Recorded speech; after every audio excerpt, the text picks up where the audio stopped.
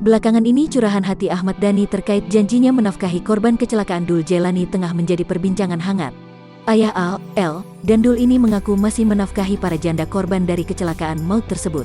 Meski terseok-seok karena pemasukan seret di masa pandemi, Ahmad Dhani tetap mengupayakannya. Kali ini, Mulan Jameela ikut buka suara. Anggota DPR ini mengaku turut mendukung Ahmad Dhani dalam menjalankan kewajibannya. Hal itu terungkap dalam tayangan di kanal YouTube Sambal Lalap yang berjudul Ahmad Dhani Tanggung Biaya Hidup 6 Janda. Mulan Jameela akui sempat kesulitan. Mulan pun menyebut, ia dan Ahmad Dhani sempat kesulitan membiayai lantaran adanya pandemi COVID-19. Yaitu bagian dari tanggung jawab. Di situasi sekarang hampir merata ya, efek dari pandemi semua orang kayaknya kena imbasnya, ungkap Mulan Jameela dikutip Tribun Style Selasa tanggal 5 Oktober tahun 2021. Terlebih, Ahmad Dhani adalah seorang musisi di mana dia hanya bergantung pada pendapatannya di dunia entertainment.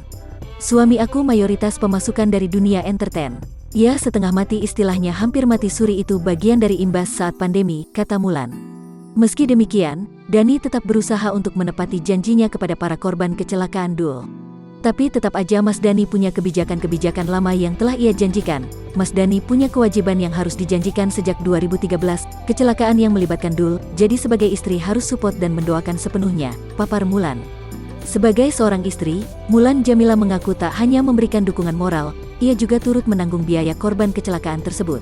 Ya kalau saya sebagai istri tidak hanya doa, dari dulu namanya suami istri ya saling bantu, pungkas Mulan.